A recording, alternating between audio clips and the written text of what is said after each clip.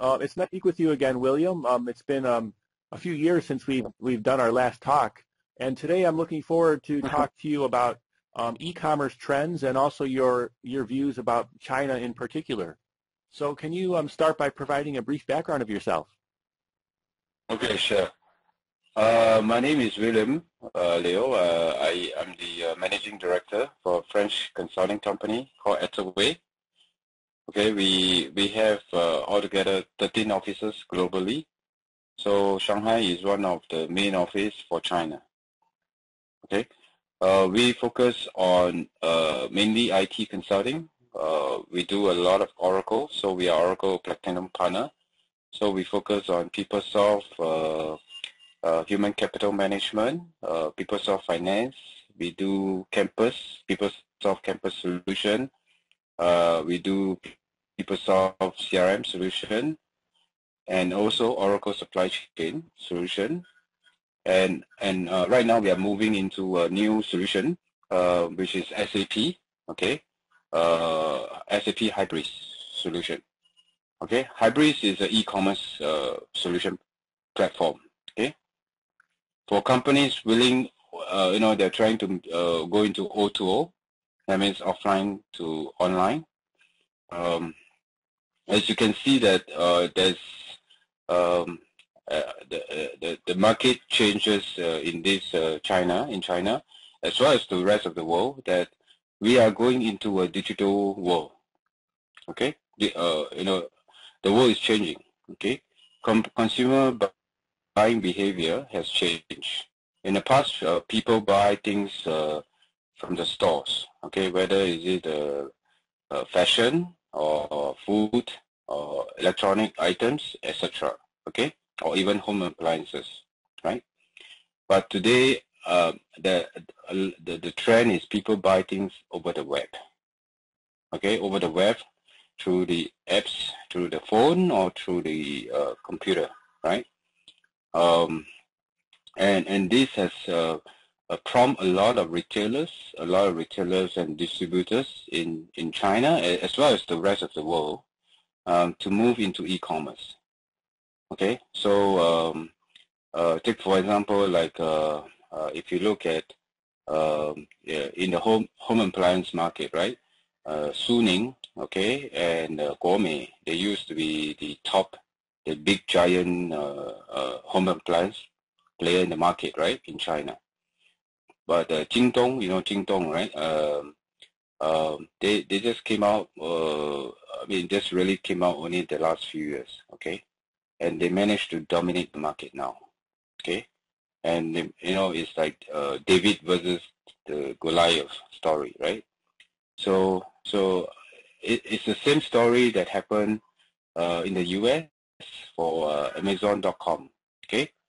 So Barnes & Noble was the bookstore. They used to be the big giant bookstore in the US, and Amazon came up from nowhere. Okay, back in the late 90s, I think, early 2000s.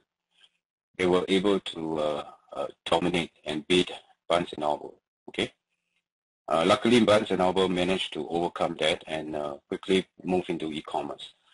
Okay, otherwise they will suffer. Right. So the trend is today, companies, a lot of retailers are moving into e-commerce, and they don't know how to do it. Okay. So we are able to provide the SAP Hybris solution for that. Okay. In fact, there are not many consulting firms who can do Hybris in China. So it's really a very hot market. Can you talk more about what you mean by hybrid? Hybris. No, the solution is called Hybris. Hybris. Oh, okay. And can you explain what it is a little bit about what it's about? Oh yeah, Hybris is a company. I think it's a Swiss company. Okay, they just got acquired by SAP. Okay, it's a software company. Okay, so what they do is they provide the e-commerce platform to do B2B, B2C, and multi-channels management. So basically, they help companies to to move into e-commerce, allowing their goods to be traded either B2B or B2C over the web. Okay.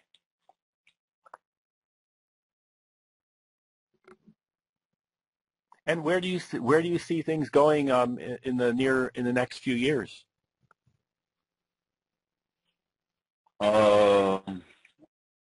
I think right now a lot of companies are quickly getting into the e-commerce. Okay. So for example, like I know there's Wang Fujing. Okay. They are the big, the mega store, right? They sell all kinds of goods based in the Beijing. Okay. They're moving to that.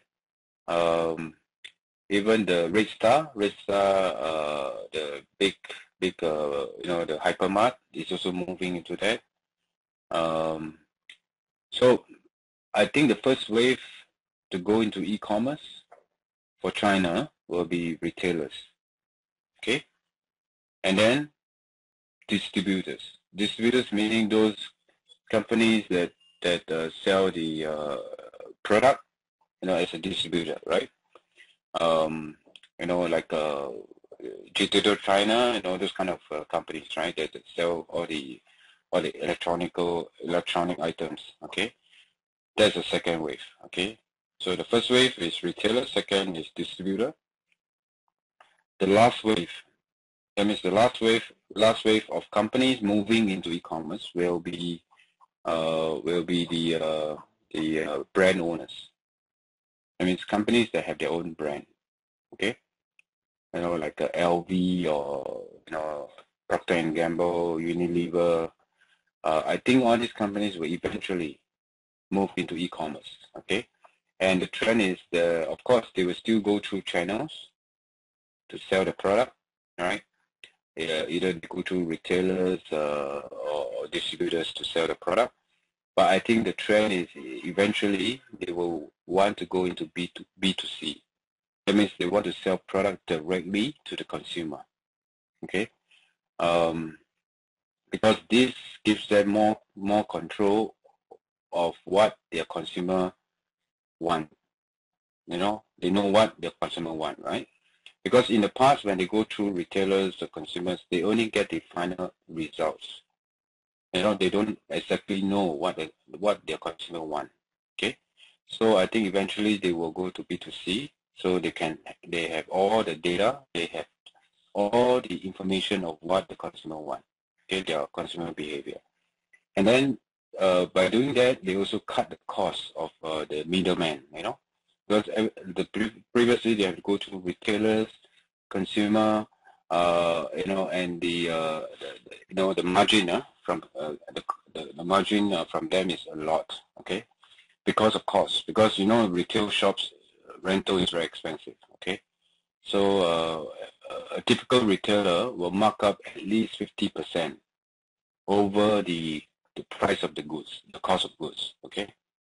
They will mark up at least 50%. Even some of them, I know, even 200%, okay? Because of the high costs involved for retailers, okay? So by doing direct B2C over the web, I'm sure that brand owners will be able to enjoy better margin, better profit margin. Okay, this will be true for products that is not very high profit margin. Example like consumer products. Okay, consumer products, usually the profit margin is not really that high. Okay, so cost management is very important for them. So by doing B2C directly, I think they will be able to have a better profit margin, and this of course will improve their P&L and also the market value in the market. Okay. And thanks for sharing. Do you have any final recommendations? My final recommendation is for the retailers. Those retailers, as I mentioned, first wave is retailer, second is distributor, right? Is move into e-commerce quickly. Okay, if they don't, they will perish in the market. Okay. Because even for myself, right? I used to buy rice. Rice. I like to eat Thai rice. I usually go to the supermarket, buy Thai rice, 5 kg, not one big pack. Okay. But it's very heavy. Okay, it's very heavy. And it's also not easy to find. Okay, because in China, these are imported products. So you can only go to the Carrefour, and some of the more premium kind of supermarket, to find those kind of imported rice, right? And it's expensive. I remember it's like 100 RMB per 5 kg, But today I just go to the Yihaodian, okay, which is actually acquired by Walmart, okay, Yihaodian, okay, e-commerce platform, and I can buy it at a cheaper price, which is like I think 70 or 80 RMB per 5 kg pack, and I have a lot of brands to choose. You see, the problem with all these supermarkets is that because of limited space, they cannot put in too many brands in there, right?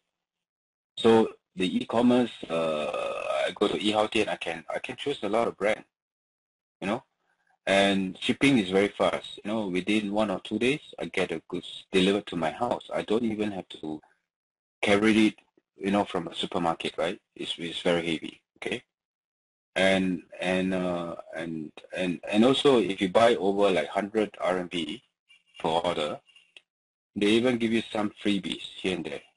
So what I'm trying to say is that today the consumer market is changing. Okay, the consumer behavior is changing. Okay, in the past we go to stores to buy things. Today we go to the store. We still go to the store to look at things, to get a feel of it, and then we will go to the web and find better price. Okay. But of course, we still buy at stores only on the special need basis. If we like this item or this special item which is not available in the web, we still buy them. Okay, but I think the overall trend is changing. Okay, so I encourage all the retailers, the retailers, distributors, those that have not thought about e-commerce. Okay, they better do now. Okay. I know a lot of them put their store, their product on Taobao or Tmall, right? But it's not good enough. Okay, they should have their own e-commerce store. Okay, so that they can really understand what their consumer want. Thanks for sharing today on this topic of e-commerce trends in China. Yes, my pleasure. On the web, but not able to deliver the goods. You know what I mean? You need supply chain to help you to do the procurement, the distribution, the warehouse, and transportation, and final delivery to the customer. So supply chain is needed. Yes, I agree with that, and that's a very key component. Yes, that's why I like to do this e-commerce thing, because eventually supply chain is important. Okay, eventually, all right. In fact, supply chain is the most important. Okay, but a lot of Chinese customers, right? Companies or any Chinese companies, they are like the schools. They focus on the CRM thing. That means they focus on the external appearance, not the inner beauty of a person. So external meaning e-commerce, because e-commerce give you direct revenue. Improve your revenue, you know what I mean? It increase your revenue, increase your customer loyalty, and so on, right? But at the back is your inner beauty. The inner beauty, inner strength is supply chain. Because without a good supply chain system and operation in place, the e-commerce will fail. Yes, and I like your analogy that you used. Oh, thank you. So it's good. Yeah, because if you put it in kinexis, I think it's appropriate, I think.